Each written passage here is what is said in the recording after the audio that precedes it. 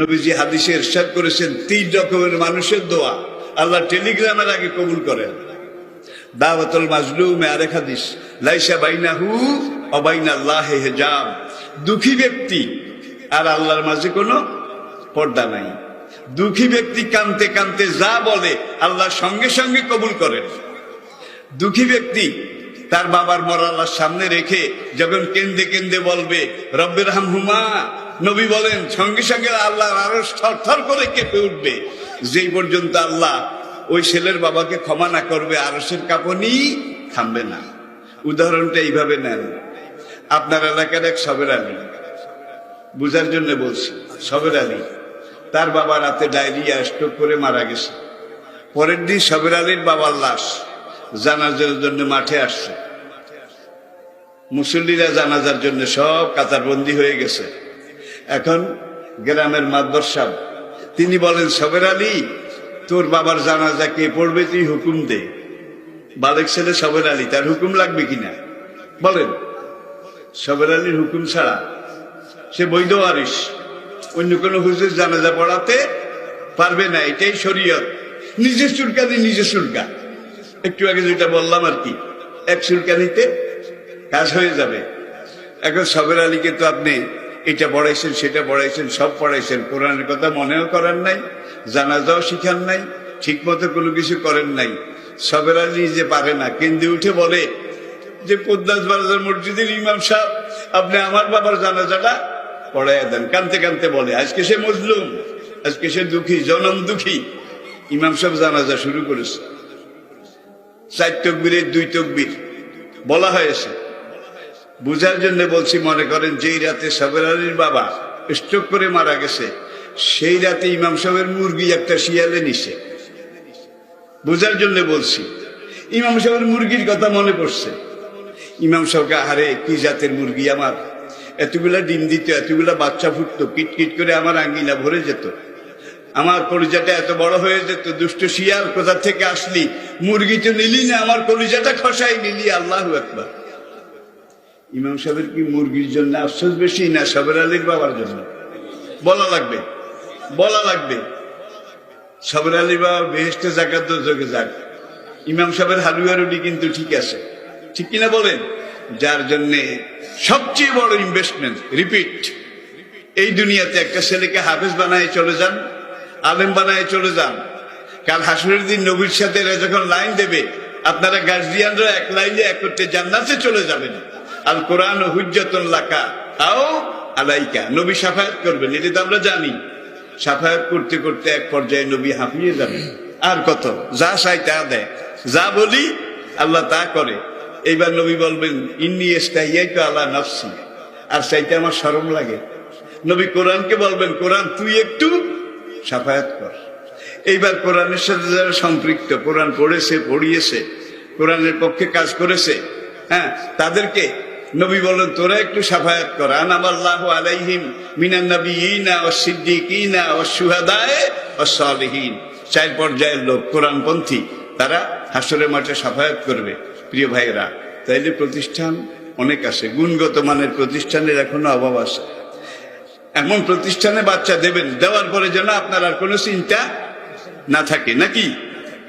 আবার অনেক প্রতিষ্ঠান আছে ছাত্র করে দিয়ে হুজুরে পাউটি পায়, বেশি খুলায়, এমন প্রতিষ্ঠান বোধহয় নাই, আসে নাকি নাই? এগুলো আসলে সাইকোলজিক্যাল ম্যাটার, এগুলো আমার বলার জিনিস নয়, কিন্তু গুণগত মানের প্রতিষ্ঠান অভাব আছে। নবীজি হাদিসে ইরশাদ করেছেন 3 রকমের মানুষের দোয়া আল্লাহ টেলিগ্রামের আগে কবুল করেন।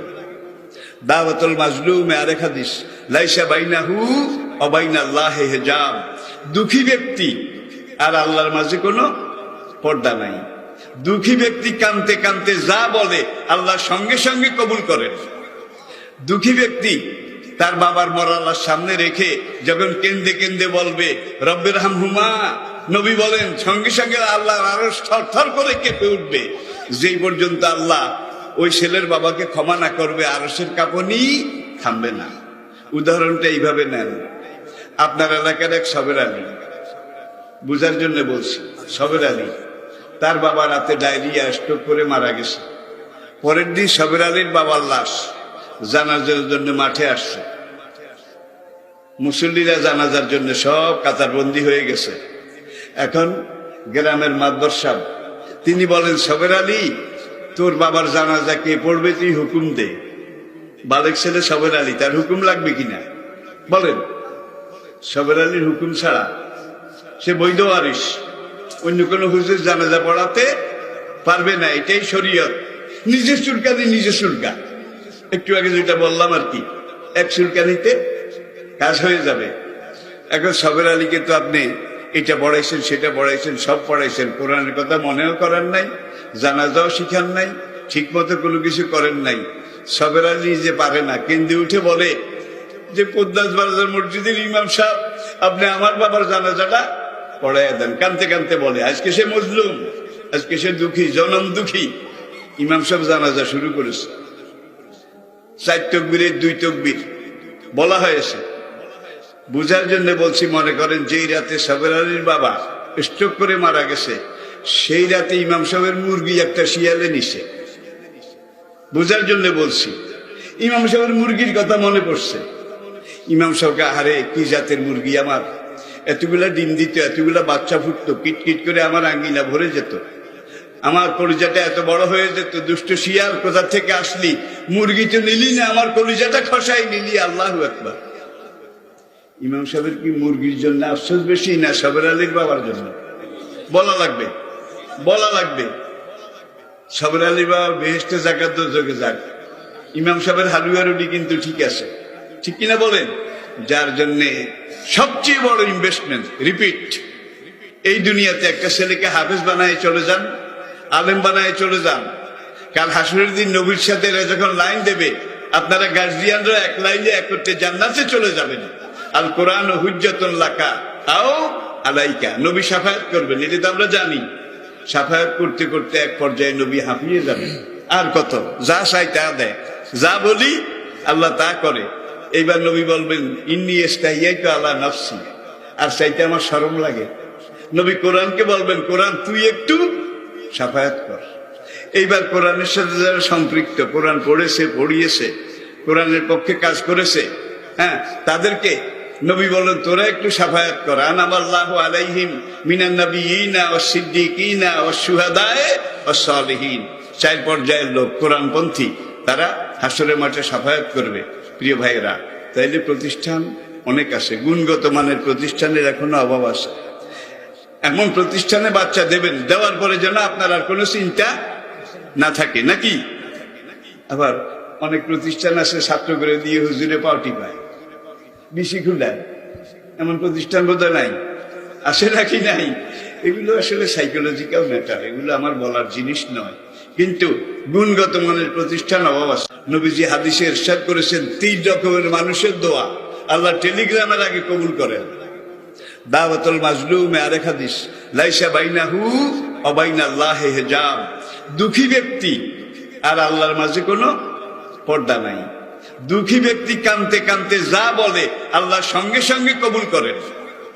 দুঃখী ব্যক্তি তার বাবার মরা লাশ সামনে রেখে যখন কেন্দে কেন্দে বলবে রব্বির হামহুমা, নবী বলেন সঙ্গে সঙ্গে আল্লাহর আরশ থরথর করে কেঁপে উঠবে। যেই পর্যন্ত আল্লাহ ওই ছেলের বাবাকে ক্ষমা না করবে, আরশের কাঁপুনি থামবে না। উদাহরণটা এইভাবে নেন, আপনার এলাকার এক সবের আলী, বুঝার জন্য বলছি, সবের আলী, তার বাবা রাতে ডায়রিয়া স্ট্রোক করে মারা গেছে। পরের দিন সবের আলীর বাবার লাশ জানাজার জন্য মাঠে আসছে। মুসল্লিরা জানাজার জন্য সব কাতারবন্দি হয়ে গেছে।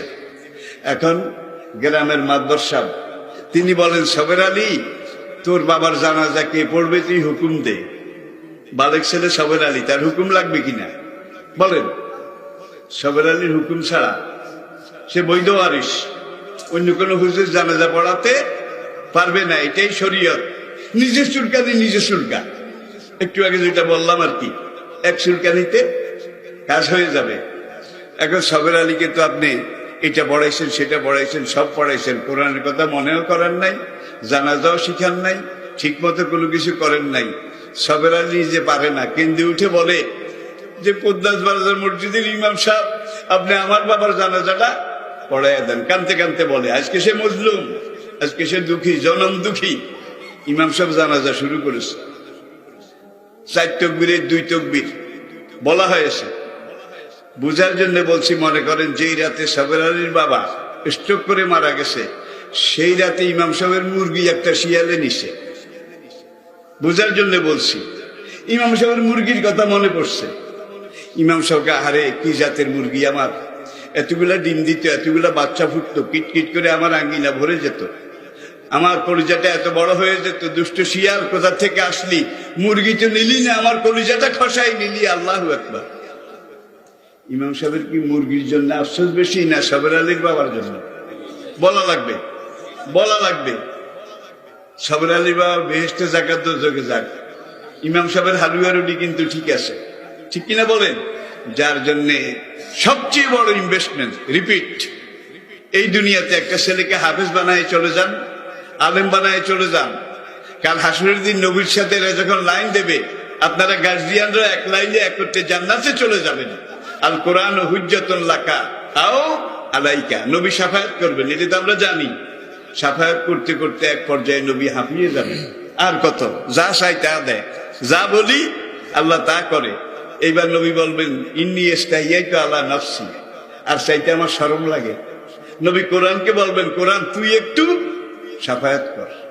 এইবার কোরআনের সাথে যারা সম্পৃক্ত, কোরআন পড়েছে, পড়িয়েছে, কোরআনের পক্ষে কাজ করেছে, হ্যাঁ, তাদেরকে নবী বলেন, তোরা একটু শাফায়াত কর। আনামাল্লাহু আলাইহিম মিনান নাবিয়িনা ওয়াস সিদ্দিকিনা ওয়াস শুহাদায়ে ওয়াস সালিহিন।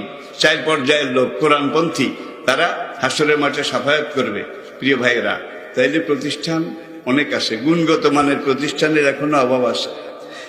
এমন প্রতিষ্ঠানে বাচ্চা দেবেন, দেওয়ার পরে যেন আপনার আর কোনো চিন্তা না থাকে, নাকি? আবার অনেক প্রতিষ্ঠান আছে ছাত্র করে দিয়ে হুজুরে পাউটি পায়, বিসি খুলায়, এমন প্রতিষ্ঠান বোধহয় নাই, আসে নাকি নাই? এগুলো আসলে সাইকোলজিক্যাল ম্যাটার, এগুলো আমার বলার জিনিস নয়, কিন্তু গুণগত মানের প্রতিষ্ঠান অভাব আছে।